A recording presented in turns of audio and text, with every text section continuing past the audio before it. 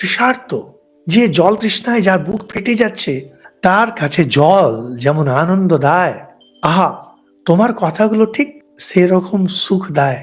বেশিরভাগ লোকেরই দেখবেন কথাগুলো শুনলে না, সে শান্ত মানুষ অশান্ত হয়ে যায়।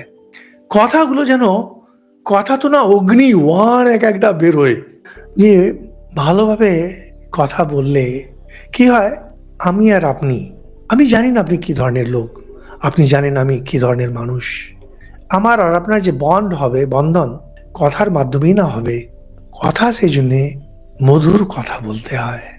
মিথ্যে যদি বলেন, সামনের লোকে ধরে নেবে, বুঝবে চালবাজি।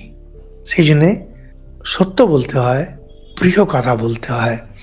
আর সত্য আর প্রিয় এমন যে সামনের লোক যেন গলে যায়। এই আপনারা যারা শুনছেন, যে আপনারা যদি নিজেকে যদি একটা বলেন, এত শুনছি, এত ক্লাস শুনছি, আজ থেকে যার সঙ্গে কথা বলবো, মধুর ভাষী এমন হব, সত্যের অপলাপ না করে সত্য কথা বলে, মধুর কথা বলে তাকে আমি জয় করব। আপনি করে দেখুন, এটাই সাধনা।